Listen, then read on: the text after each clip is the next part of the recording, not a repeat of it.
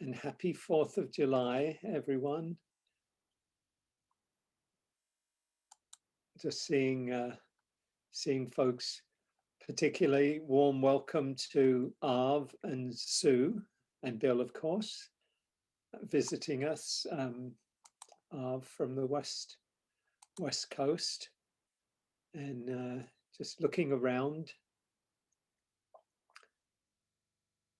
Folks from out of our area, Stephanie down in Naples, Florida, and Vanathi, welcome to you. Welcome to all our regulars. And so, yeah, warm welcome to everyone. So if anyone is new, hasn't been to this class or the classes offered by IMCW and the Center for Mindful Living, this is our Sunday morning meditation. I've been teaching on Sunday mornings, more or less at this time, going back about 20 years now, in Tenleytown and places fairly close to that. And so it's always good to be together at this time, and I guess today, particularly on the 4th of July. And the class is offered under the umbrella, under the auspices of the Insight Meditation Community of Washington, IMCW, and the Center for Mindful Living in Tenleytown, now virtual, but kind of a growing community, people all over the country, as well as folks in our own DMV area, District of Columbia, Maryland, Virginia. So welcome to everyone. Welcome to you all today. Been kind of experimenting a little bit with different, shifting the format a little bit, but I think what we'll do today is we'll begin with a meditation. I'll talk, have a talk today on untangling the tangle of our lives, untangling the tangle of our lives, and then Emily will lead us in some movement, and then we'll have some time for sharing in small groups, or depending on time, on small groups or in the full group. And then we'll have a meditation to finish and some announcements. So that's kind of the outline for today. Hope everything is going well. You're enjoying the holiday weekend and in good health and in good spirits. So invite us to take a moment to settle and arrive. Create a space in our lives, create a clearing. No harm in beginning with Martha Postlethwaite, as we sometimes do. Do not try to save the whole world or do anything grandiose. Instead, create a clearing in the dense forest of your life and wait there patiently until the song that is yours alone to sing falls into your open, cupped hands and you recognize and greet it. Only then will you know how to give yourself to this world so worthy of rescue. So we can think of the meditation and perhaps even more broadly our time together as creating a space, a clearing in our lives. An invitation to open to whatever is present and meet it wholeheartedly. Meet what is here with kindness, with care, with compassion. And then out of the stillness, out of the silence, might come some clarity, some insight, some wisdom, some compassion that we can bring back, that we can go back into our lives, into our day with. So letting ourselves arrive and settle.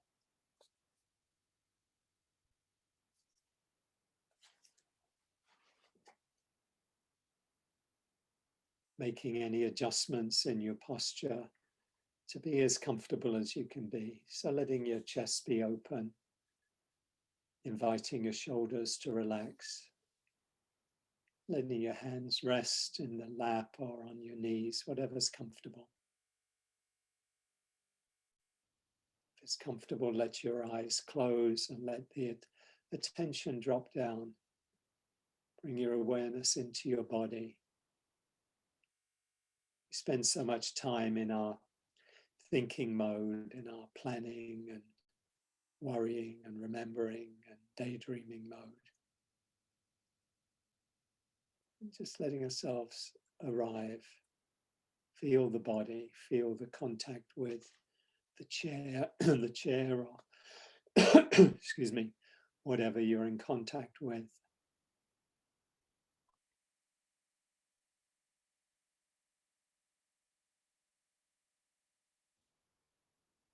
And just check in with the body, maybe do a brief scan. If there's any way you could relax a little bit more. The face, the eyes, the mouth, the jaw.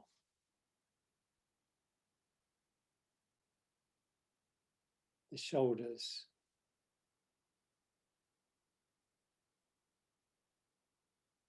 The chest and the belly. Just letting the body be as relaxed as it can be right now. When the body relaxes, the mind tends to relax too. Just letting yourself settle.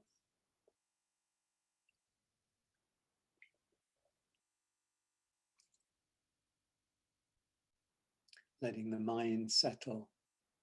Just be present. When the mind settles, the body tends to relax too.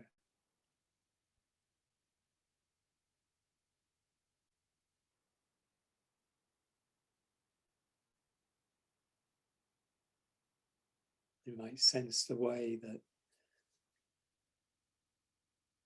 maybe some tightness in the body might lead to some tension in the mind, or some worry in the mind might lead to a tensing of the body.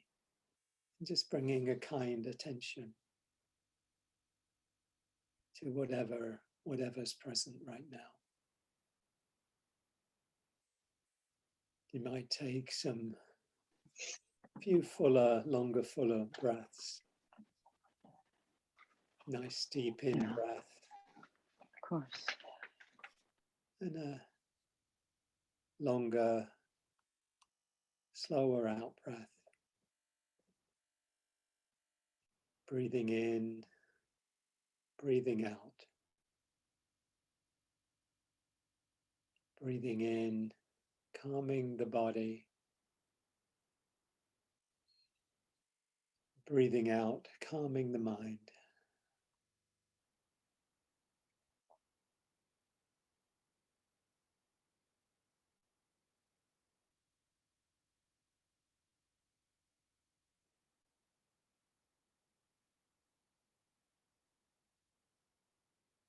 Feel how the deeper breath helps relax the body and the mind.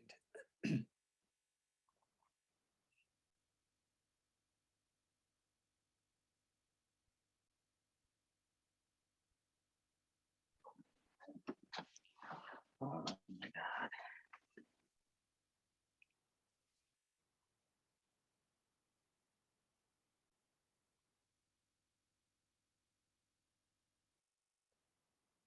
You might too invite a smile or a half smile to the face. Smile can also send a message to our brain to our nervous system, that we can relax, be at ease. So you could think of a loved one or somebody who easily makes you feel happy or joyful. Just let their image come.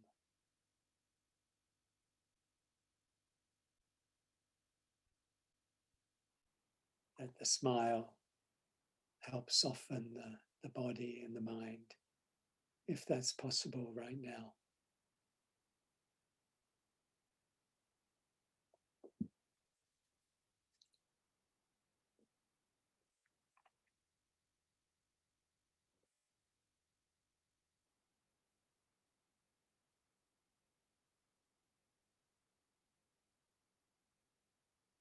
And letting yourself open to whatever is present right now.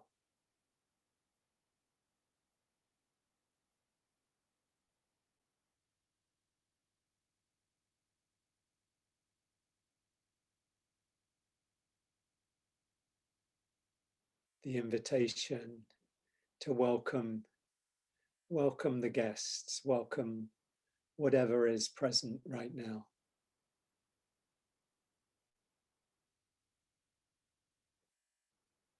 Whatever's here, can you meet it with kindness and with acceptance?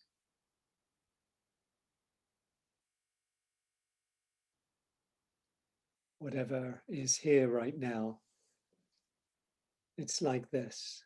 It's like this, as Ajahn Sumedho says. It's like this feeling of tightness. It's like this. Or some sadness. It's like this.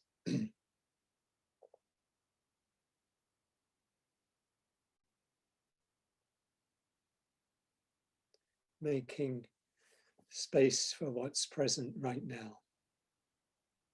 This moment without judgment.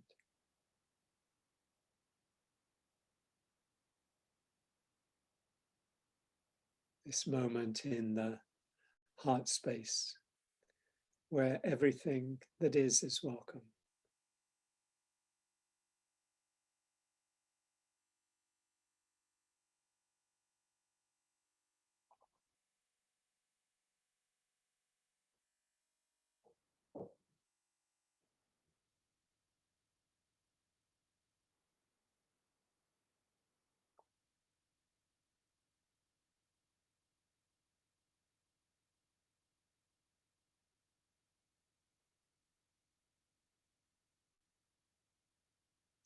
Can be helpful as a support to being present, to just have a focus for our attention. Excuse me.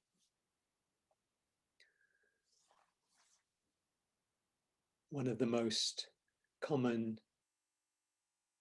focuses or anchors for attention is the breathing, our own breath. So if it's helpful, you might just let your awareness gently rest on the sensations of breathing in and breathing out. Breathing in, know that you're breathing in. Breathing out, know that you're breathing out. This moment to moment awareness of the body breathing.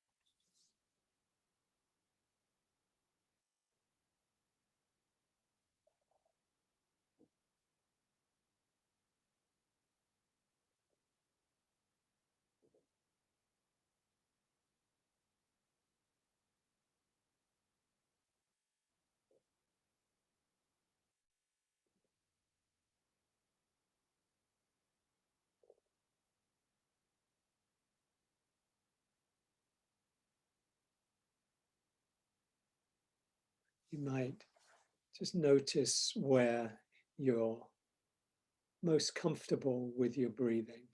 So maybe where there's a sense of ease or pleasantness with the breath. Might be sensations of the breath of the nostrils as you breathe in, or the feeling of the chest and the belly rising and falling. You might just let your attention rest where there is some pleasant feeling of breathing, some sense of ease.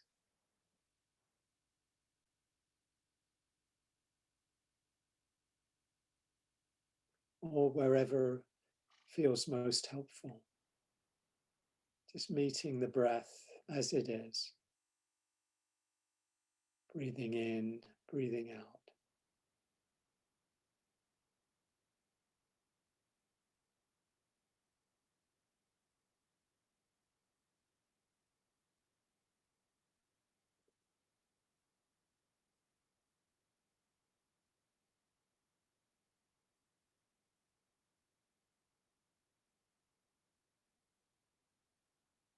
And when the mind goes off into thoughts, into stories, plans, memories, daydreams, just gently, kindly incline the mind back to the breath.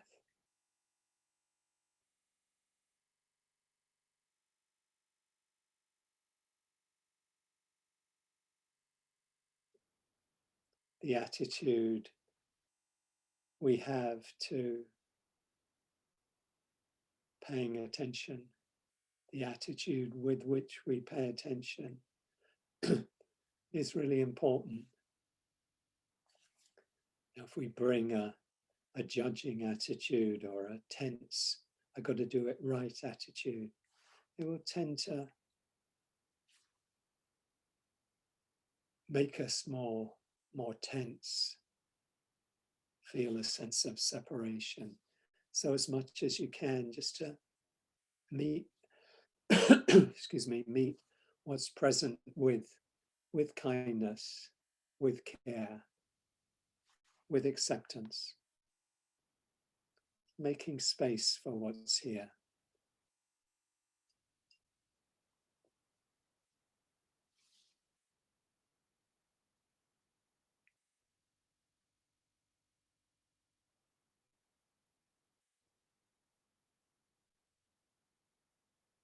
Coming back, beginning again at any time, any moment.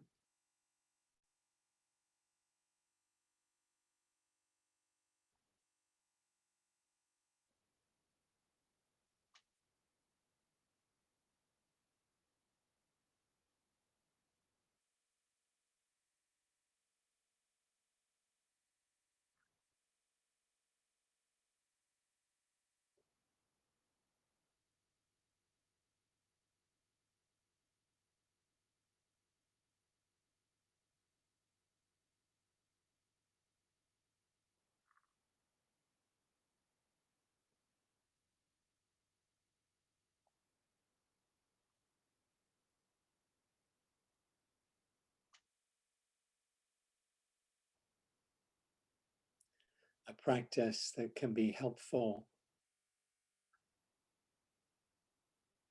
in staying with the breath is to count the breaths. Might be something, that we can go to if the mind is very active, kind of hard to stay with the breath. And that practice is counting, just different ways we can count the breaths. One way is just simply to bring awareness to in-breath and out-breath. Count 1. In-breath and out-breath. 2. Just continuing in as spacious a way as you can. When you reach 10, just begin again at 1. just as think of it as a kind of support, like we might use a handrail going up the stairs or down the stairs. Just if we need a little extra support, or sometimes just to help the mind concentrate, focus more.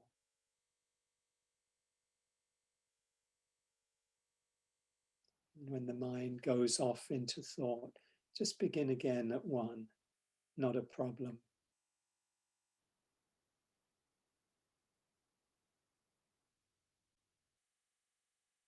Even if we've meditated a long time, this counting of the breath can be a helpful support to come back to.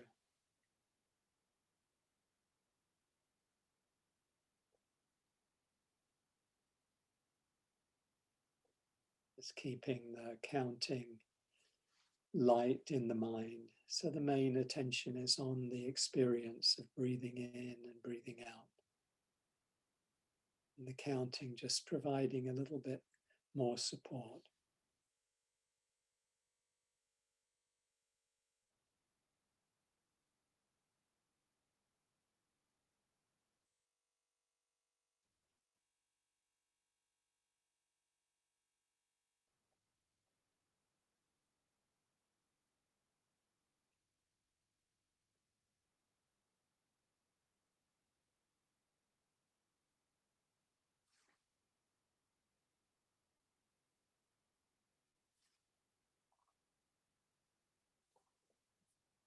Sometimes I use 3 or 5 groups of 10, counts to 10, to help settle the mind, help arrive.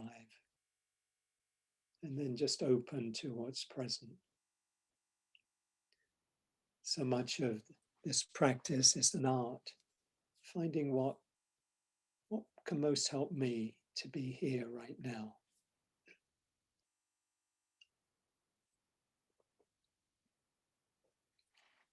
With kindness, without judgment.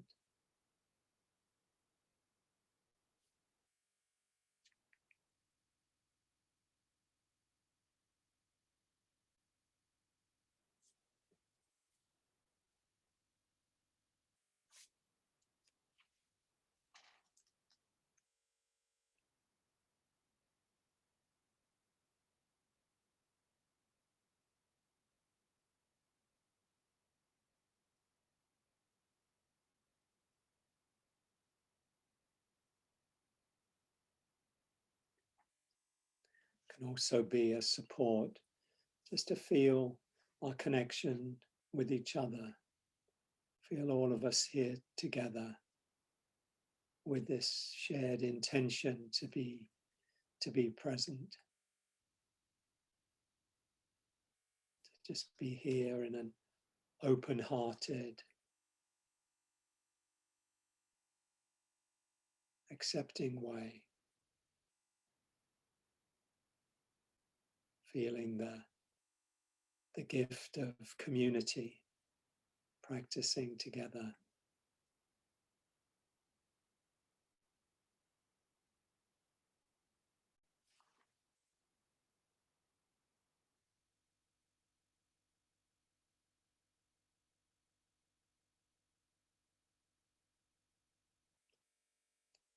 You might, just as you breathe in, just wish yourself well.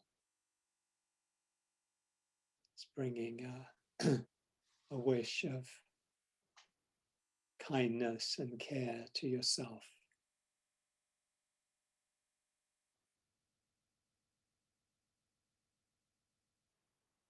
And as you breathe out, just sending a wish of kindness, compassion, care, connection to all of us here this morning.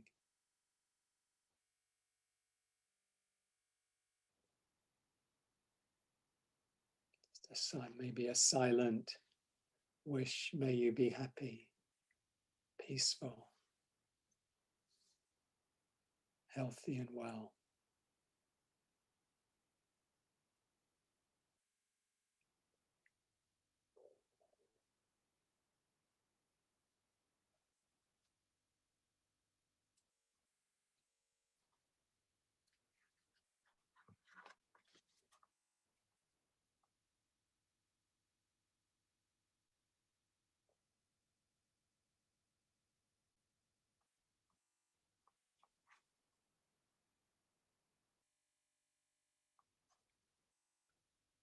We'll finish with this poem by Muhirdin Ibn Al-Arabi. There was a time I would reject those who were not of my faith, but now my heart has grown capable of taking on all forms. It is a pasture for gazelles, an abbey for monks, a table for the Torah, Kaaba for the pilgrim. My religion is love. Whichever the route love's caravan shall take, that shall be the path of my faith. Whichever the route love's caravan shall take, that shall be the path of my faith.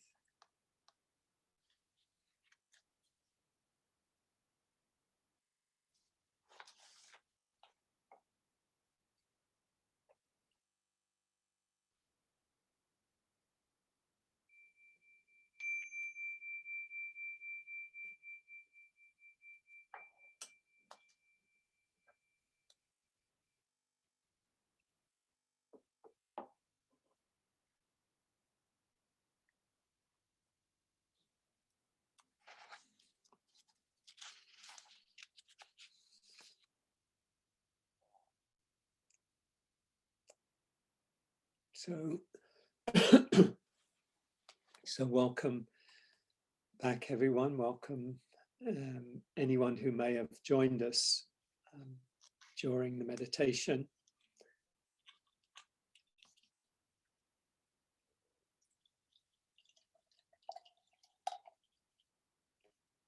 What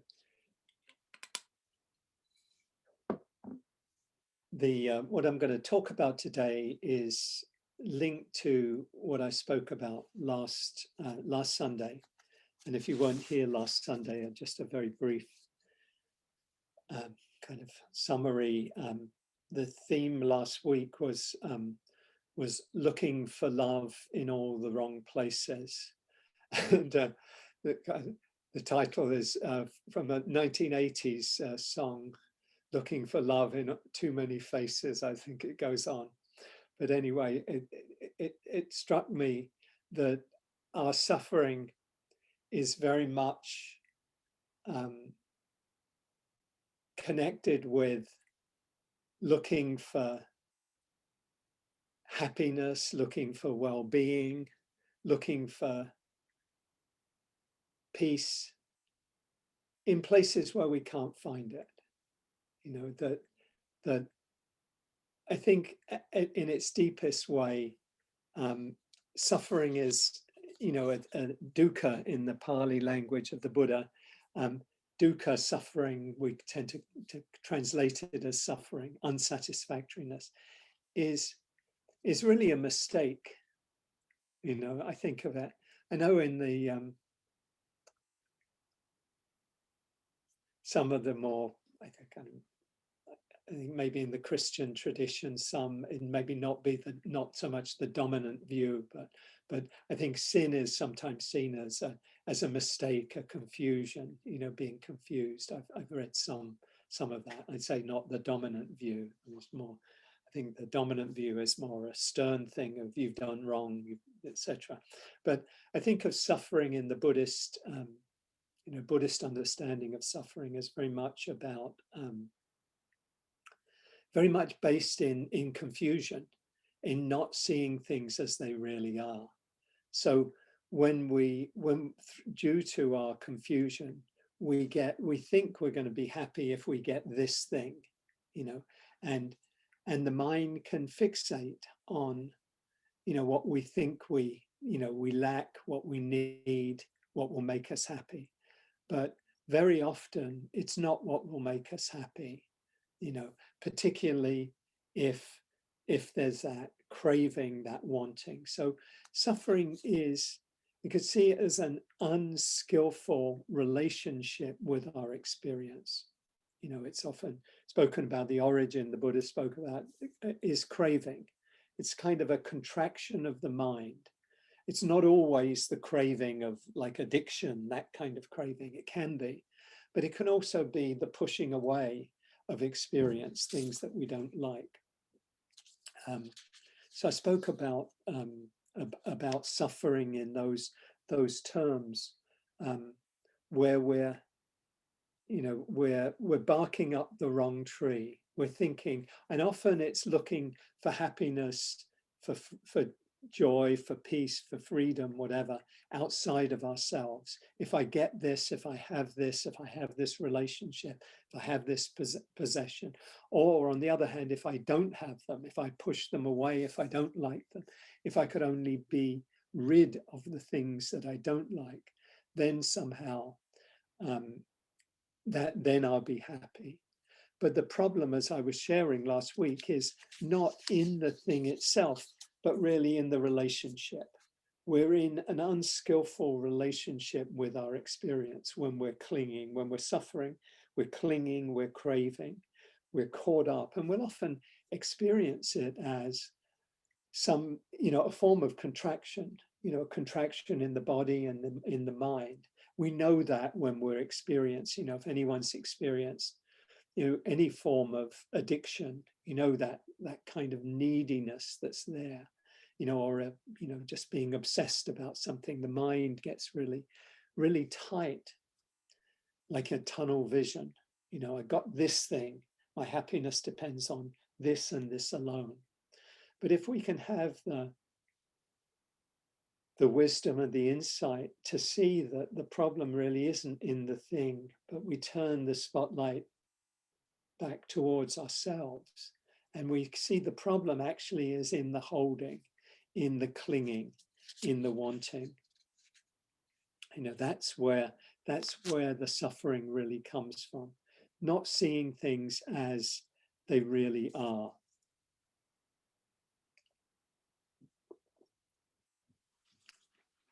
I spoke of the term that last week, of the term that Pema Chodron uses from the Tibetan Buddhist tradition of Shenpa, S-H-E-N-P-A, which I love that word. It kind of has, almost feels, not that I speak Tibetan, but almost has a kind of onomatopoeic feel to it, like it means being hooked, it kind of said Shenpa, when we contract around anything.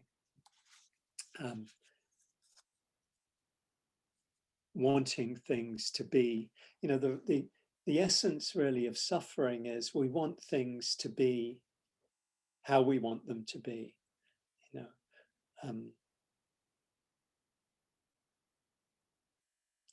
often wanting things to be other than they are. We're, looked at another way, our suffering, we suffer when we're unwilling to be with our experience, the present moment as it is. We're in a struggle with reality. That's kind of the manifestation, if you like, of suffering. We're not accepting, which isn't to say there aren't things that we, that's appropriate and right for us to change. It's not about being passive and just, being, oh, I accept everything, but it's about being in a in a wise and skillful relationship with our experience, to let go of the struggle. Trungpa Rinpoche, the Tibetan Buddhist teacher, said there's no need to struggle to be free. Ending the struggle is itself freedom. Ending the struggle is itself freedom. And so we can see that when we are caught up in suffering, we're caught up in dukkha, we're wanting things to be a certain way, we're wanting something we don't have, we're wanting this thing that we don't like to change, this feeling of discomfort or pain to go away. Oh, I wish it would go away. Or I wish my mind wasn't so caught up in this or that. And we're kind of pushing away our experience. And if we can have the insight to turn inward, you turn the spotlight inward and see, okay, how am I in an unwise relationship to my experience right now? And can I soften? Can I let go? Can I relax that holding? And in letting and relaxing that holding, I can experience, it can be a letting go and a freedom that comes with us, with that.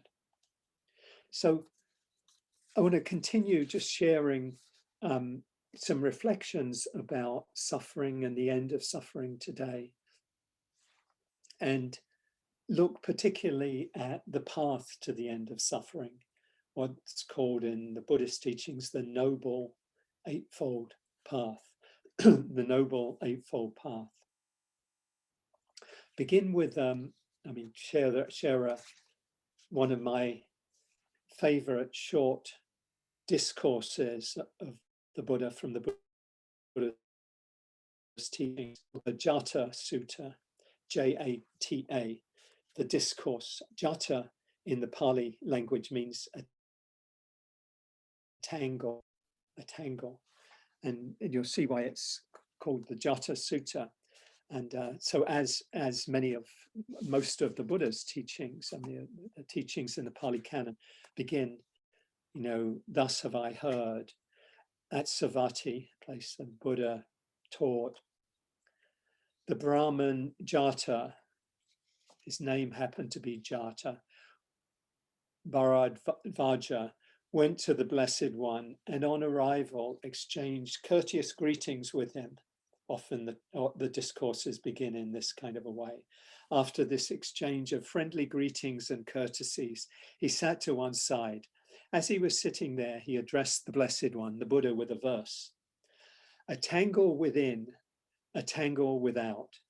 People are entangled in a tangle. Gautama, that's the Buddha's family name, I ask you this, who can untangle this tangle? So you see why it's called the Tango Sutta, the Jata Sutta. Caught up in a tangle, how can we untangle the tangle? And I think this image of a tangle for suffering is one that kind of resonates for me, and maybe it does for you as well. When we're suffering, we really are kind of tangled. We're caught up in a, contraction in the way that things aren't clear. They're all mixed up together. For example, if we're caught up in the tangle of stress, we're stressed out, I've got too much to do, I'm never going to be able to do it. Our thoughts, our bodily feelings, our emotions all get kind of tangled together. The thoughts lead us to be more tight in the body, lead the emotion of anxiety or stress to get stronger. And then there's more thinking and there's more tightness, and it kind of gets one thing builds on the other and we get more and more tangled. So he says, who can untangle this tangle? And the Buddha replies, a person established in virtue, discerning, developing discernment and mind, a monk or a practitioner, ardent, astute, he or she, they can untangle this tangle. Those whose passion, aversion, and ignorance have faded away, arahants, those kind of fully enlightened, fully awakened, their defilements, their hindrances, etc., ended. For them, the tangles untangled. So what the Buddha is saying is that we can untangle the tangles of our lives. It's possible to do so. And his response really points to the eightfold path of training to untangle the tangle. He says somebody who's established in virtue, which is three of the elements of the eightfold path, are about virtue, are about ethics, about how we live, how we speak, how we act, how we engage in the world. Somebody who's trained their mind. Three other elements of the Eightfold Path are about training the mind, wise effort, wise mindfulness, wise concentration. If we've trained our mind, if we live in a skillful, wise, kind, virtuous way, then we create the conditions for insight, which is two of the central elements of the Eightfold Path: wise understanding and wise intention. We cultivate that discernment, that clarity that allows us to let go of clinging and allows us to live freely and without suffering, and to end suffering in our lives.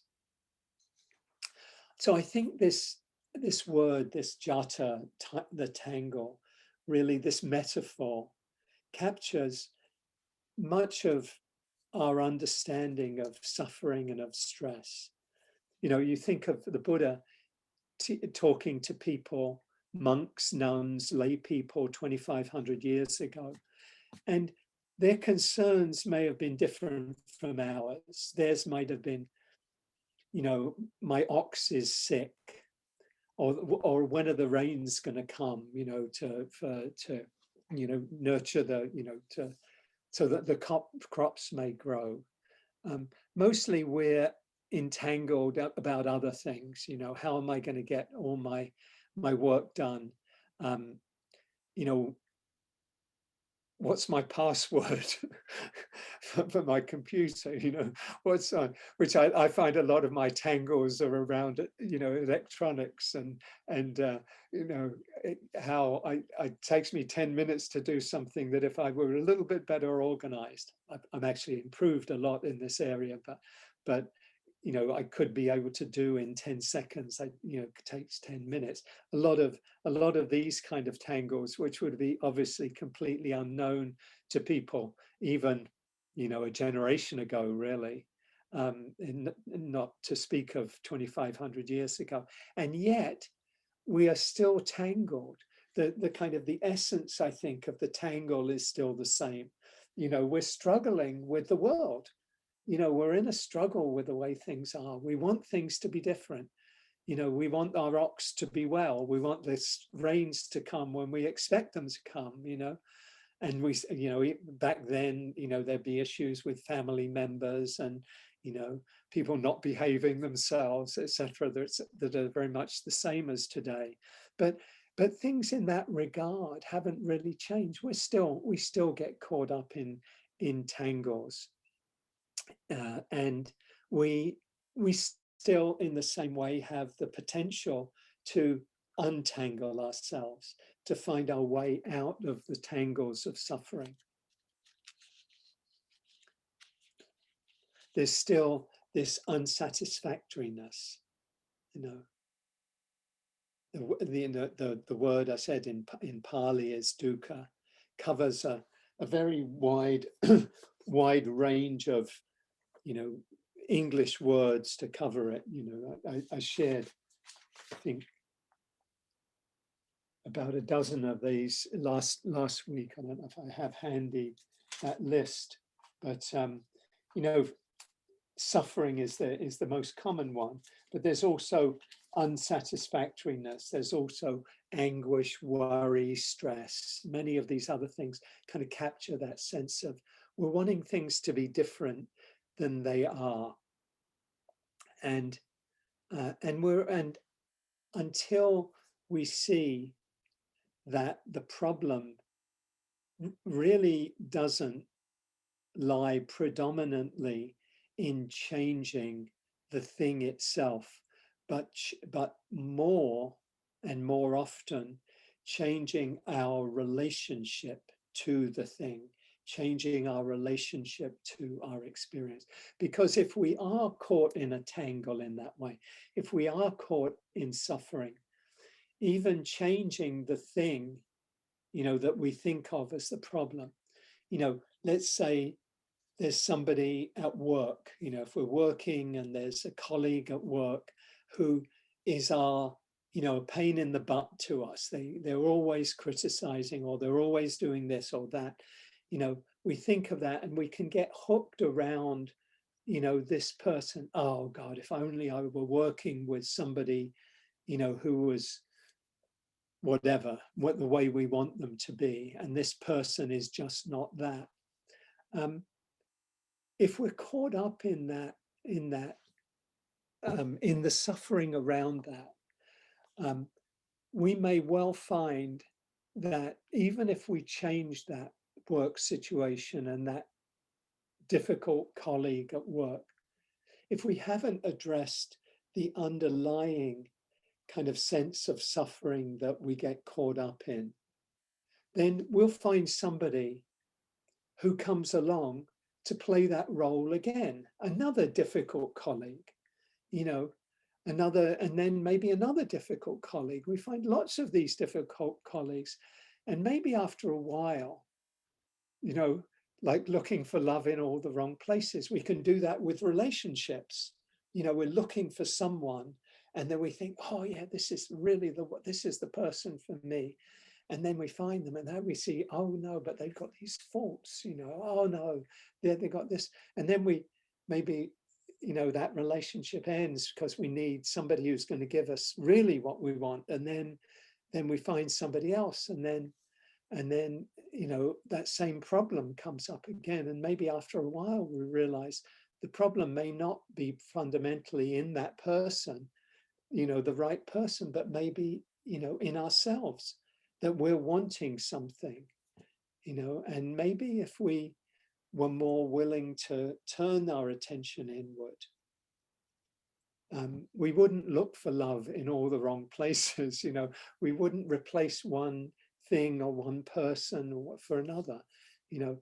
Again, coming back to that relationship, how am I relating to this experience? And again, I'm not trying to oversimplify things, because sometimes obviously, you know, relationships do need to change, and sometimes, you know, work relationships, etc. And not to say people can't be difficult and painful, etc.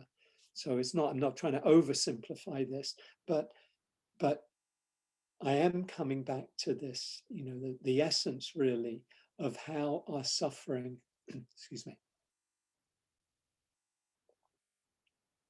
I think I shared this last week, how when we are caught up in suffering, we're always implicated in it.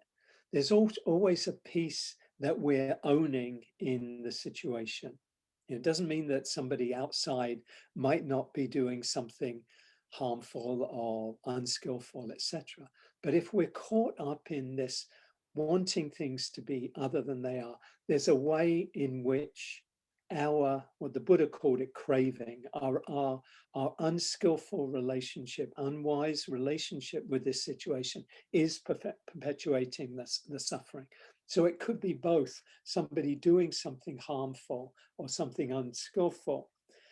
But if it comes to be suffering, there's always a way in which we're engaging unwisely with that relationship, because it's possible when we train our minds to experience even harmful behavior without it leading to suffering.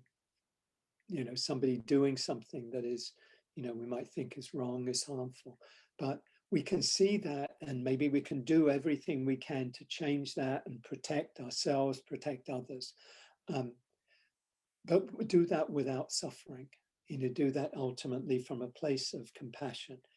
And that's really what this training of the heart and the mind is about. And the Buddha said we can do this. We can train our hearts and our minds. The Buddha himself, before he became the Buddha, when he was Siddhartha Gautama, kind of embarking on his search, asked himself the question, is there an end to suffering? Is there an end to this entanglement, wanting things to be a certain way? And he found the end of suffering, as you know, under the tree, you know, after years of practice and training. He sat and came to the understanding. And a core of his understanding, you know, is encapsulated in the Four Noble Truths. And a shorthand of the Four Noble Truths is, when we crave or cling, we suffer. When we let go of craving or clinging, you know, using those words really interchangeably, we let go of suffering, we end suffering. You know, we can unpack that a lot more, but that's the essence. Craving leads to suffering. Ending craving, ending clinging leads to the end of suffering. As Ajahn Chah says, and I've shared many times, let go a little and you'll experience a little freedom. Let go a lot, you'll experience a lot of freedom. Let go completely and you'll experience complete freedom. Your struggle with the world will be at an end. So it doesn't mean we end suffering completely, you know, in any given occasion where we see that colleague, that difficult colleague, and perhaps we have the insight, perhaps we practice loving kindness, or maybe there's just some insight that they're suffering themselves. Maybe we see the, you know, the cause of, we see something that may be triggering them that leads them to act in a certain way. Maybe our heart opens, maybe through practicing loving kindness or compassion, our heart opens. And then there's a letting go that can happen. And that's maybe it's letting go a little or a lot, but we can find some real freedom in that letting go. And the more we explore this path, this eightfold path that I'm going to talk a little about, more about here, and maybe also continue in upcoming classes, the more we explore this path, the more we use this path as a really a guide to our own practice and to our own lives, the more we're able to untangle the tangles of our lives. So this eightfold path, I think what I'm going to do is, I'll see if I can do this. I'm going to share my screen. If I can find what I'm looking for. Yes, I think I can. Okay. I'm going to share my screen, just this slide, so that when I'm talking about for the next few minutes, you have it there. I think you can see it. You can see it there. Give me a thumbs up if you, yeah, okay, great.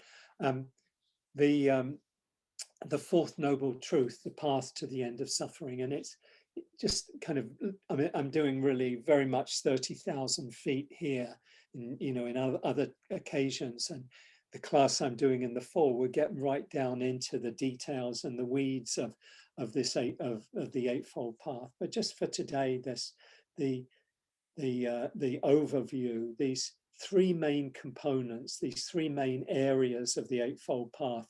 The wisdom component, the word in Pali is panya, wisdom, insight. These two elements, wise understanding and wise intention. And then the ethical component, training in virtue, living skillfully, living wisely, wise speech, wise action, and wise livelihood. And then the third area, the training of the mind, which we're kind of probably the most familiar with. You'll hear more talks probably on mindfulness and concentration than perhaps you will on wise speech or wise livelihood or wise understanding. But what's important really is that all of these 8 elements of the path that come within these three areas, the mental training or samadhi component, the ethical component is sila in Pali. So the mental training, samadhi, is wise effort, wise mindfulness, and wise concentration.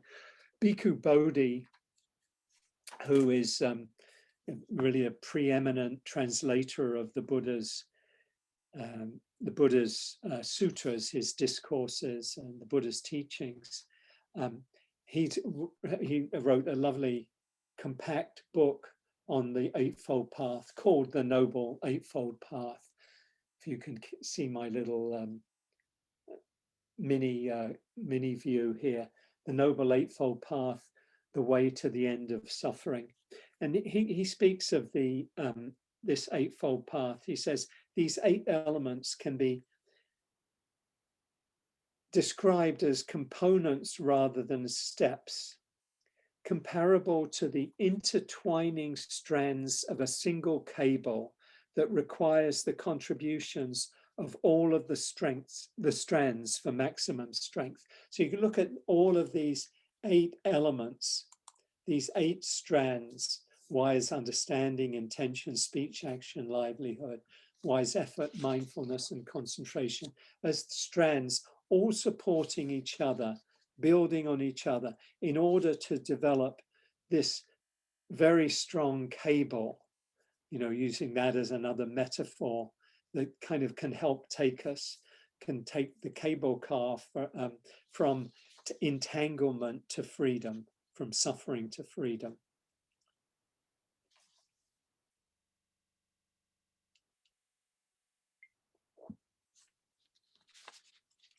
What I'm going to do, because of time, I'm going to take about 5 minutes now to just give a very big overview picture of each of these elements and how they do kind of intertwine and fit together.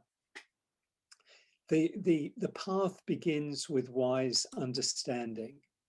Wise understanding provides the overall framework for how we look at our practice, we look at our experience, we look at our lives. And fundamental to wise understanding is the Four Noble Truths itself. That when we cling, we suffer. When we end clinging, when we let go of clinging, we let go of suffering. A little, a lot, completely depending. So wise understanding is really at the core of the path. It provides the overall lens, the overall framework within which we look at our life. And looking at our life in terms of, fundamentally in terms of suffering, because there are lots of different ways we can look at our lives. But the Buddha says the wisest way we can look at our lives is in terms of the Four Noble Truths. Why is it so important? It's so important because it's the difference between freedom and suffering. You know, we could look at our experience, look at our lives in other ways. You know, I want to live peacefully. You know, I want to have a relatively peaceful life, and that could be a great goal for us, but it wouldn't be comprehensive enough unless we were to look at the big picture to allow us to untangle ourselves completely from suffering. The Four Noble Truths that Buddha taught was allowed a complete untangling ourselves from suffering. So it's really fundamental, and we need some level of understanding to begin our journey on the path, because why would we engage in these practices, which sometimes can be challenging, can require a lot of energy, a lot of effort, a lot of diligence? Why would we do that if we didn't think it would do us some good? If we didn't think we could find some level of peace or calm or freedom in doing that? So we need some wise understanding to get us even onto the path. And then once we're on the path, all of these elements of training will help us deepen our understanding so that we can let go completely and live really free of suffering. So wise understanding is really the framework for the whole of the path. Our intentions really link our understanding with our actions. Our intentions, wise intention, is intentions motivated by kindness, by compassion, by letting go. Unwise intention or wrong intention would be intentions motivated by greed or by hatred or by blame or anger. That would be unskillful intention.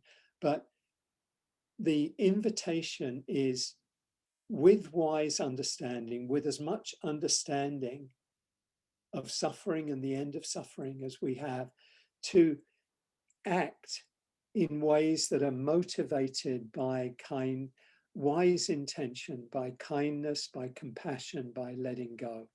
And then our intentions then inform our actions, the ethical component of the path. The ethical component of the path is really how we live in the world.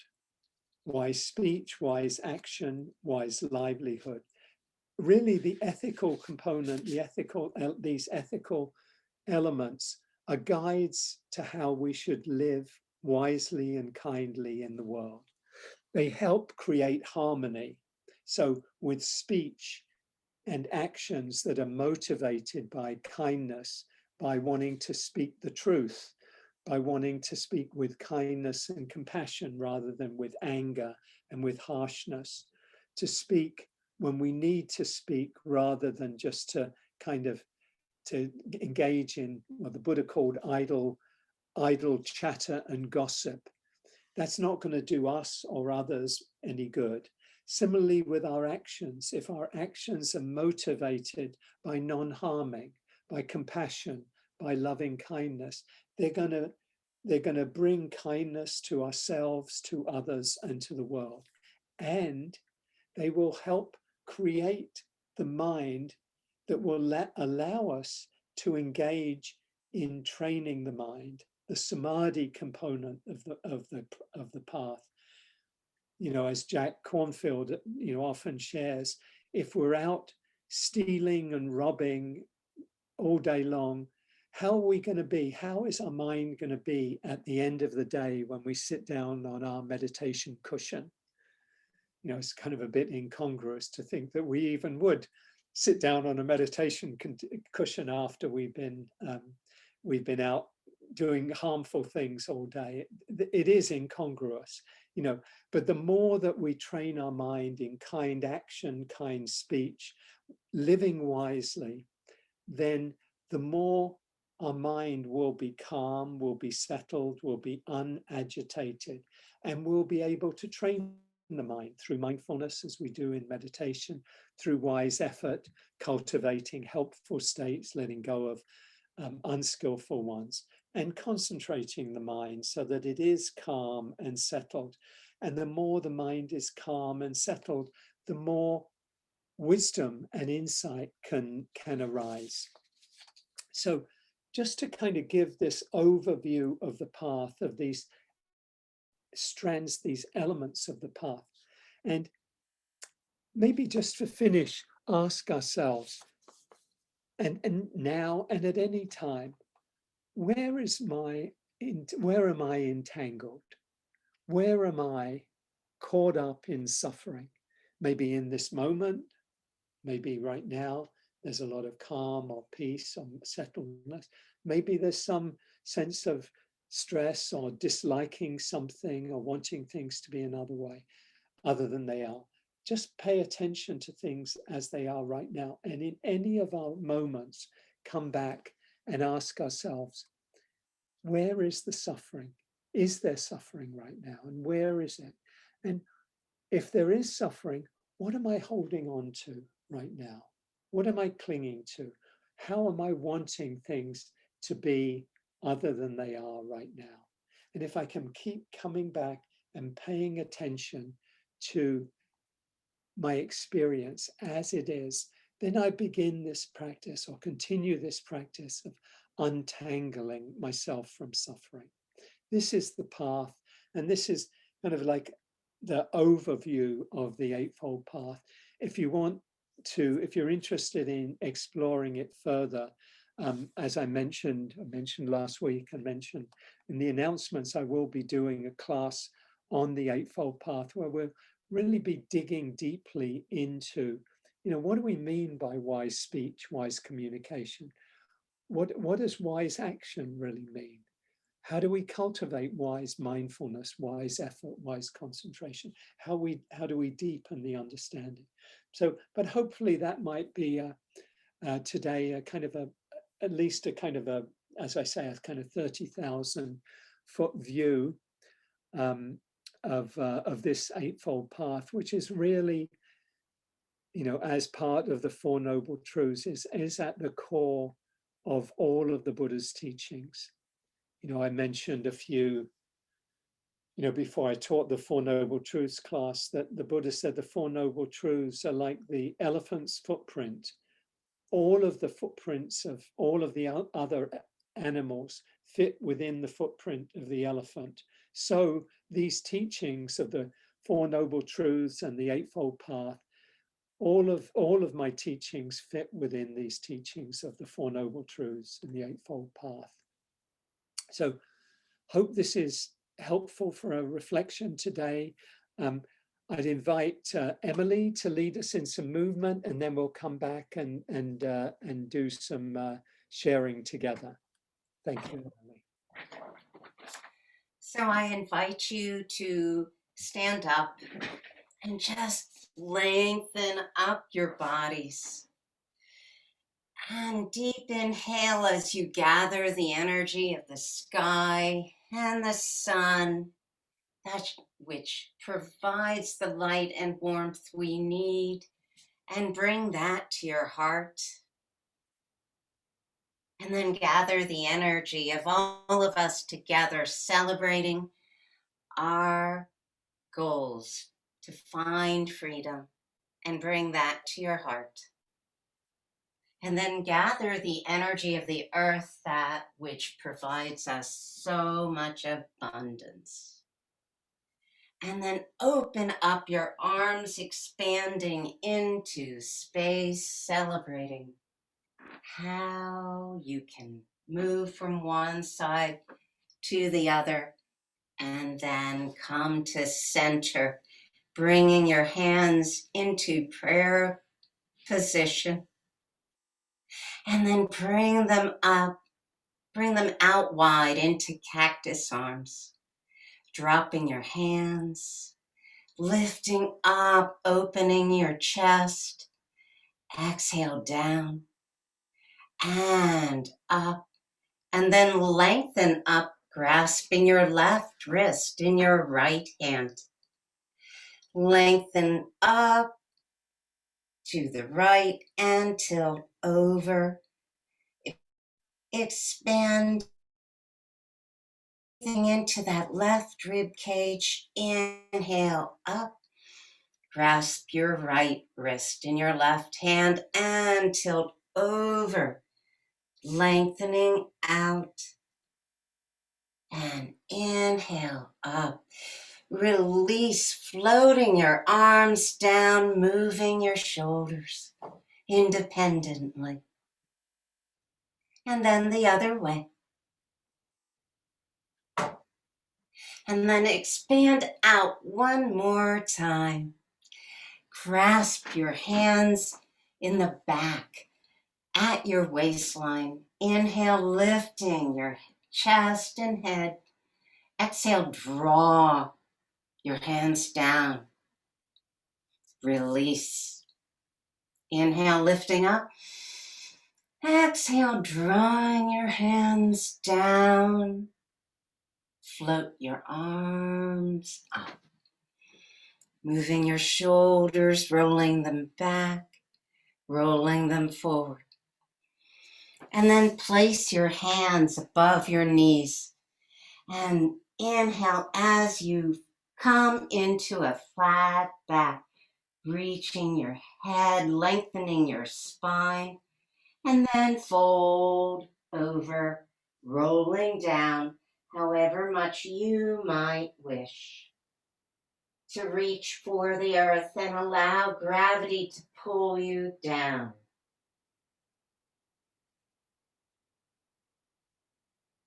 Take a deep inhale and exhale. Sigh when you exhale. So, and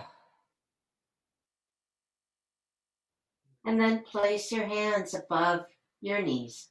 Press on your feet and roll up. Rolling up, bringing your hands to heart center and expand out. Releasing to the sky. Releasing kindness to all of us and to the earth. Thank you. Thank you, Emily. It's lovely to get into our bodies and stretch. So thank you so much. I think what I'd like us to do now is just to stay together today, and next time we can go into the groups, and maybe invite you to share in the chat anything that, anything that's come up for you, anything you notice about entanglements in your own life and in your own practice, anything you'd like to share.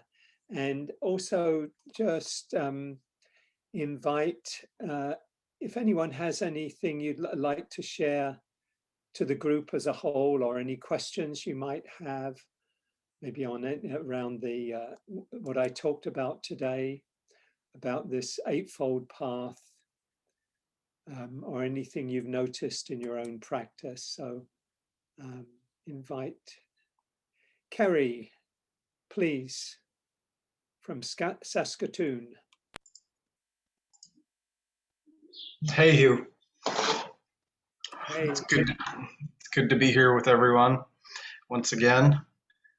I think where I've been going last week and this week, they've both been very good talks. Or what I'm struggling with recently is rumination, and specifically when you talk about craving and clinging, having something that I don't have, something I got used to having,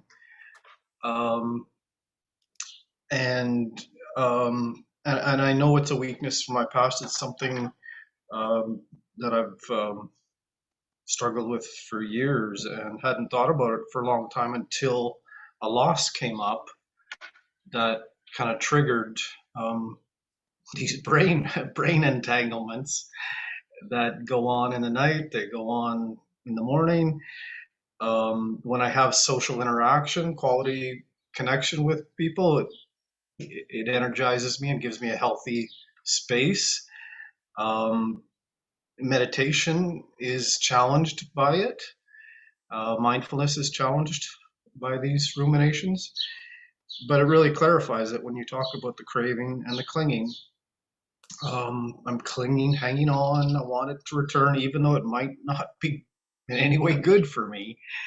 My brain has gotten used to it. My body has gotten used to this thing, and yeah, it clarifies it, and I know mindfulness helps it, and I just need a little bit. Time helps it too. Just trying to make it to that next level. Thanks, everyone. Thank you, Kerry. Can you mind if I just check in with you a little bit about this? Because I think what you're sharing, my guess is it's very familiar probably to everyone here, certainly to me.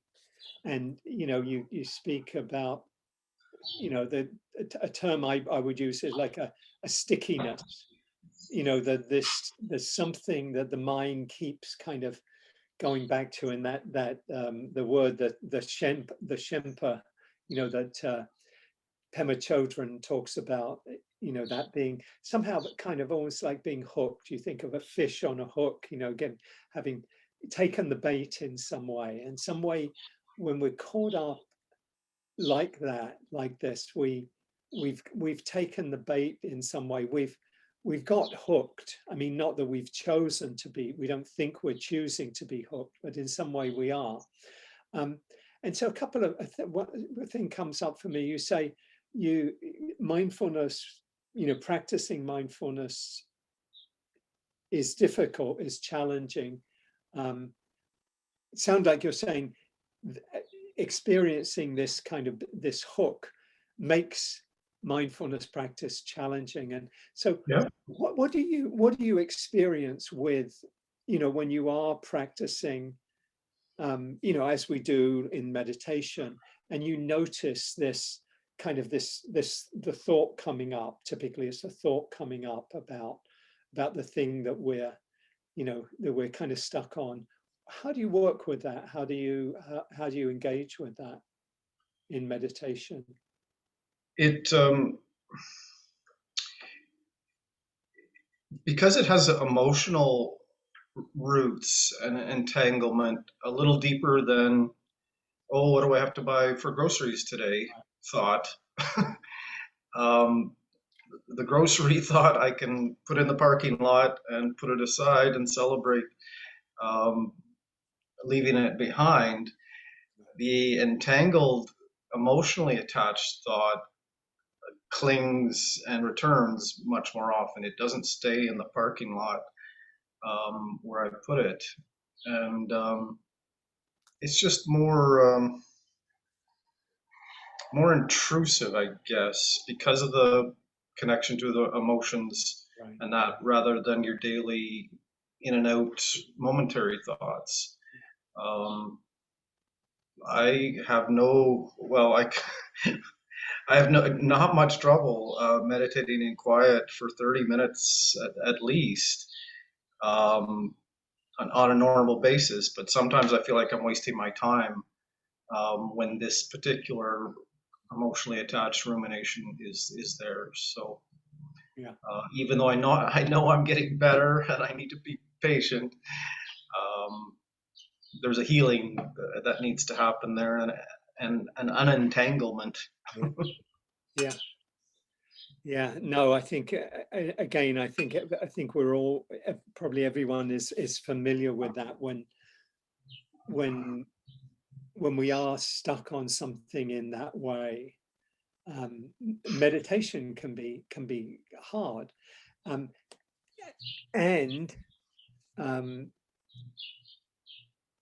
it also, I think the invitation is to very consciously use, what's coming up as a practice. Okay, it's not so easily we think, oh, this frame of mind that I'm in, this mind state I'm in, makes it difficult for me to meditate. Well, in one level you could say, yes, that may be the case. Another level, this is your meditation. I mean, the meditation is the difficult thing. If you've got a serious illness, then the illness can become, this is what I'm dealing with, or other things, that are really, really difficult. Or, difficulties in a relationship we're in, that can be then the meditation. This is where life is showing up, and this is where we're having to show up for life. So one thing to do, I think, is, with as much kindness as you can, notice when you are getting pulled into this particular state, notice when you get pulled in, pulled away from the breath or the body into this state, notice, can you come back, just as we do in meditation, with kindness, and notice if there's, whatever else is going on in the mind, but to just see if you can just keep doing that. Make that, very much the practice of like, okay, the mind is going off there. And on one level, what will tend to happen is, just if we do that in a diligent way, repeating it and repeating it, rather than doing it in a way of, oh, I have to come back now, or, oh, there it goes again. If I can do it with as much kindness as I can, then over time, there will tend to be a tendency of it to kind of lessen. That's one factor, one important factor. But the other one that goes, I think, hand in hand with it is, it also calls for some more emotional attention too, I think. And I think, I don't know how much you do or are practicing loving kindness, self-compassion. A lot. Yeah. Affirmations and Yeah. That really inviting that kindness in to when that difficult state arises, and and letting this really be your practice, and making as much space as you can, within your practice to work with this, because this is what is calling for your attention right now. And sometimes, yes, it does just take time. Sometimes things can be very sticky, but using the different practices, or bringing the different practices to bear, I think can be extremely valuable. And our attitude is of great importance, kindness, acceptance, curiosity, all of that. So, I mean, any other thoughts, Kerry, or any final words on this? Well, with the self-work I've done psychologically, I know I struggle with anxious attachment because of neglect in childhood. And so that is reflected in this experience as well. And recognition of it, that's good, but finding good procedures to walk through it. And I think what you just said about self-love in the midst of the meditation, almost as a reply, when you're putting that thought away, to make sure that you add some self-love statement in there as you're putting aside this rumination that I'm struggling with. Make sure in that moment to add that on. Yeah, lovely. Thank you, Kerry. Thank you. Thank you.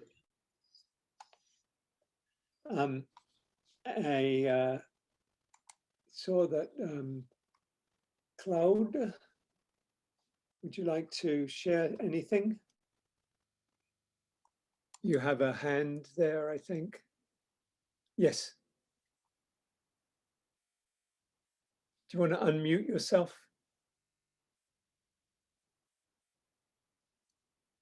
You vanished. Oh, there you are. Okay, here I am.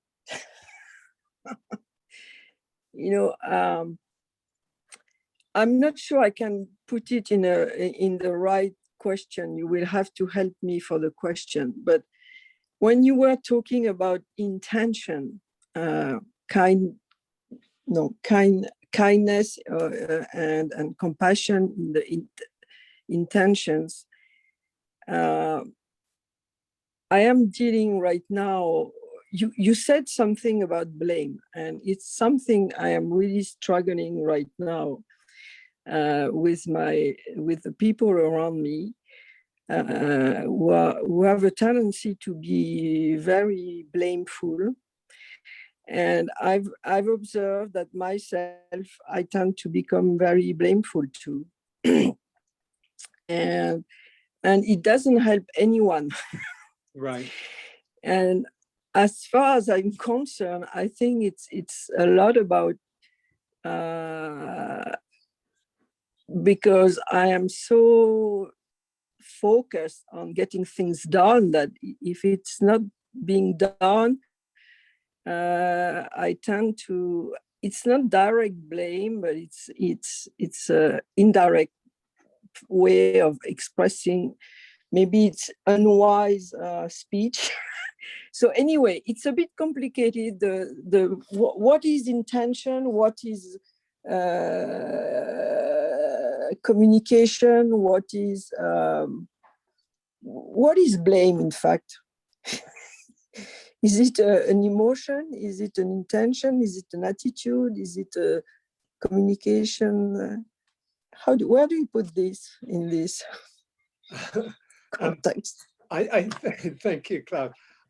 I think of it as a mind state that's probably that tends to be rooted in an emotion or emotions.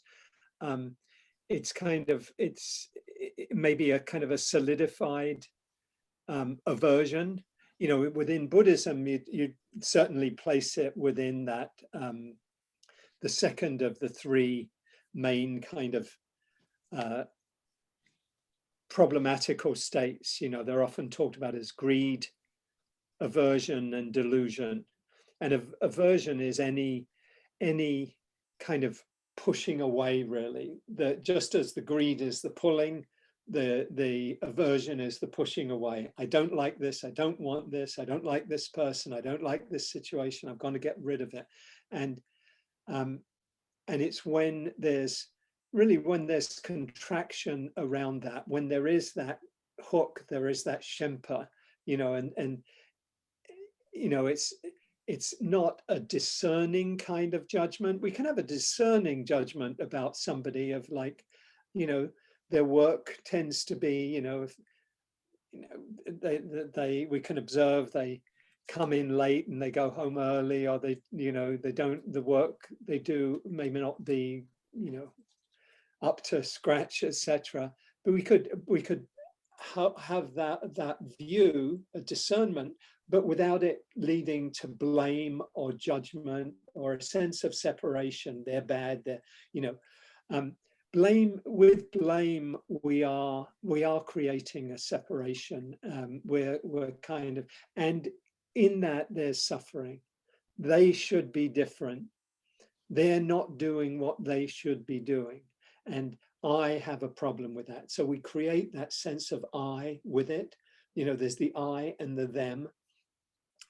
There's the separation, there's the suffering. When I would, you know, when I talked about the Four Noble Truths, you know, I talked about the relationship when we did a class on that, of the relationship between self-clinging and suffering. Where there's clinging, we create the sense of a separate self. And when we cling, there's suffering. Where there's that separate self, there's suffering. Where there's suffering, we'll find the clinging and the separate self. It's kind of like, I see it as a tripod. And so with that blame, I think the first thing to do is to acknowledge it, to recognize it, to acknowledge that it is suffering. This is suffering, because I don't think we ever blame without there being that suffering, that sense of separation. And so we can acknowledge that, and then we can ask ourselves, what am I clinging to right now? What am I holding on to? There's certainly some sense, or seems to be some sense, of they should be different. They should be doing something different. They should be better. They should be whatever. How would it be to let that go? You know, how would it be to, for one approach, how would it be to replace blame with compassion? You know, to choose, when you see blame coming up, that sense of they're this, we actually replace it with, may you be happy, may you be safe. You know, consciously bring kindness, bring compassion to replace that blame. That would be a kind of a practical kind of tool to use to attenuate, to lessen that sense of blame, you know, that's arisen in the mind. You know, in the Eightfold Path, one of the key, one of the elements of the path, wise effort. I've spoken about this a few months ago, but wise effort consists of four key endeavors, four great endeavors. Two are about abandoning unskillful states. Two are about cultivating wise, helpful states. The abandoning of an unskillful state, like blame, is how the first part of that is to prevent the arising of the unskillful state. So with blame, you know, you might practice loving kindness or compassion, you know, as part of your practice. And when the person comes up in your mind that, you know, typically the mind goes to blame, maybe you practice compassion towards them, you know, as part of your practice. That may prevent that unskillful state from arising, because you think of them, after a while you think of them, and maybe they've ceased to be somebody you're blaming. They're now somebody that you're actually seeing more as a full human being. You know, you're seeing their struggles, you're bringing kindness when you think about them. So that's the first element. The second is, once the unskillful state has arisen, how to abandon it, how to let it go. So when blame comes up, you know, just to notice it, see it as blame, bring kindness to your own experience, and just say, can I let this go? You know, there's a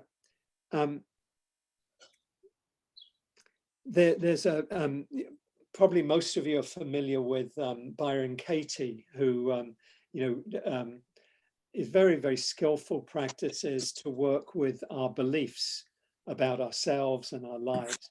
And she has this statement, I think. She says, do I want to be right, or do I want to be free? Do I want to be right, or do I want to be free, or some version of that? You know, we're often we're so caught up in our view of things, a view of ourselves, view of others, that we're kind of clinging to being right. I'm right. They're not doing what they should be doing. They're not blah blah blah. Or sometimes I'm not doing what I should be doing, and there's self-judgment, self-blame, and that invitation, do I want to be right about this? Do I want to keep clinging, or do I want to be free? And being free really requires me to let go of that clinging, let go of that aversion.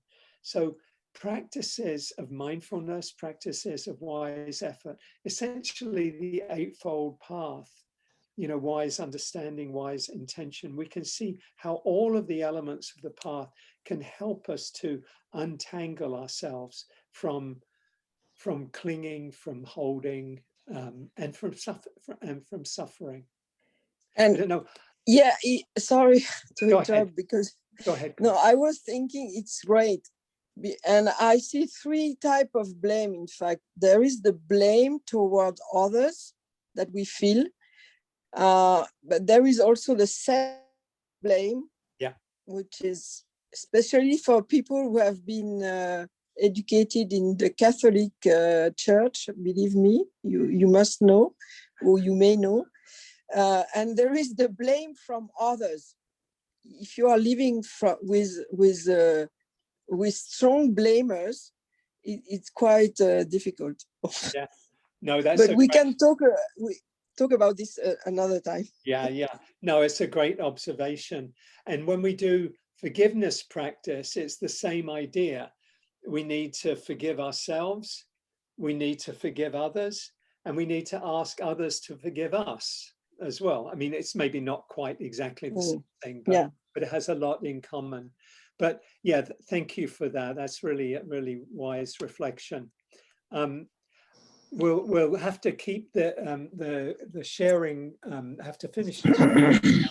Let's just have a very short meditation to finish today, and we'll finish and then have some short announcements. So there's a lot of information, a lot of heady things today. So let your attention come back into the body, come into the body. Maybe take a deeper breath or two.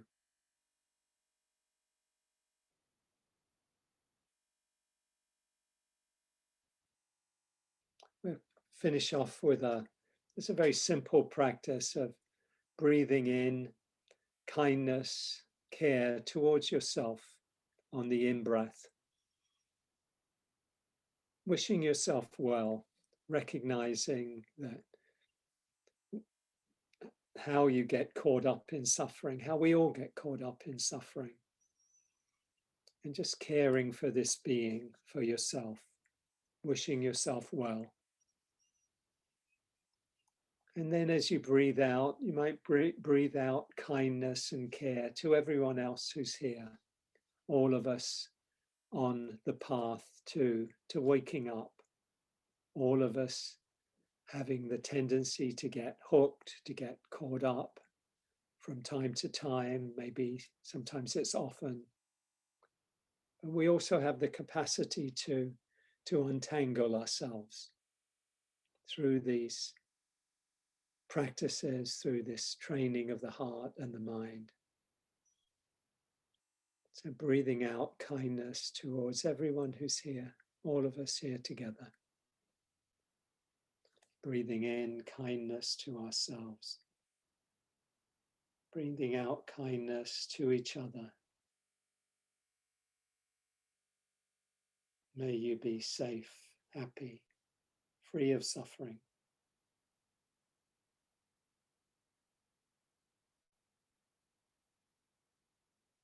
And breathing in kindness, care to ourselves, and breathing out suffering out into the world, to all beings, into our suffering world. Wishing that all beings be safe and happy and free free from harm, free from suffering.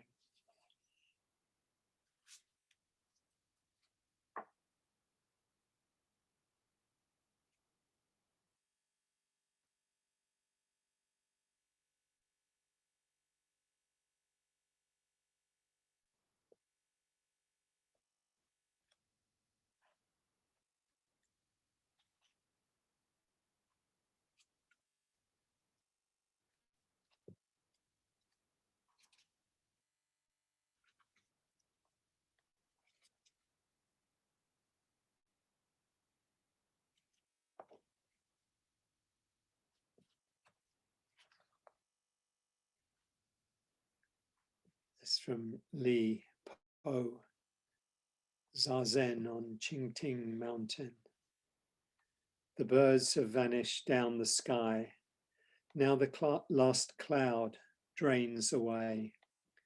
We sit together, the mountain and me, until only the mountain remains. We sit together, the mountain and me, until only the mountain remains.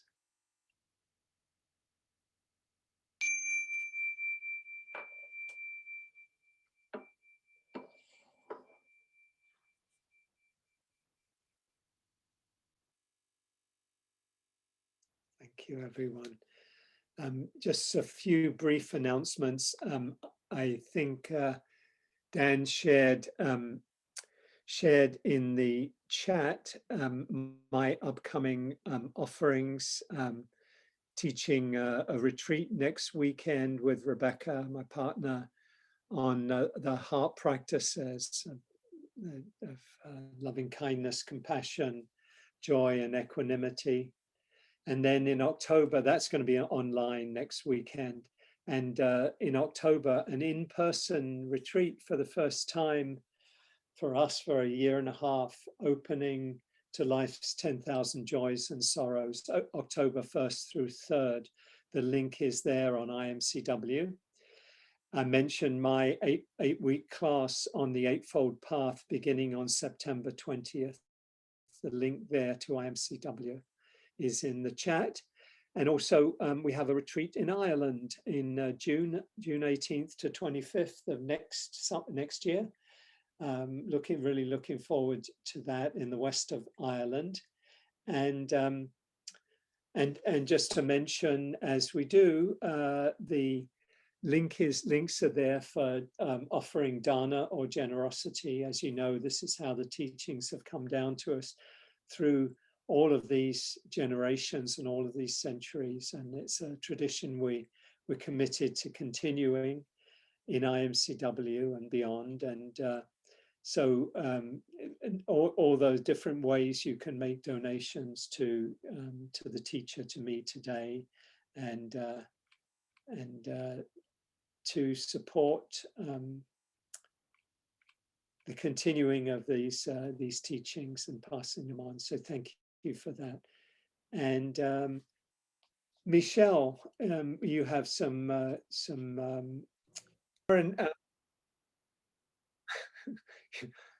I'm being recorded.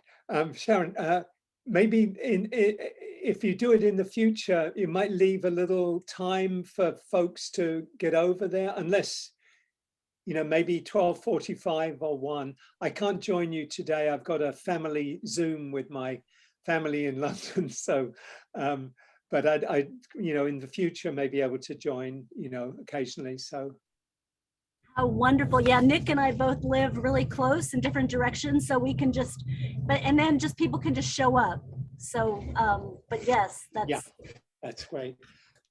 So thank you everyone. Thank you everyone here today, and thank you as always to Emily for wonderful movement, and to Dan and Michelle for the steering the ship and the announcements and all the support, and everyone who supports the, you know, the class and CML. Lovely to see Arv and Bill and Sue. Hope you can come back soon. And join us. It's always good to see you. And thanks everyone, and hope everyone has a really good week ahead. Regina will be teaching the class next week.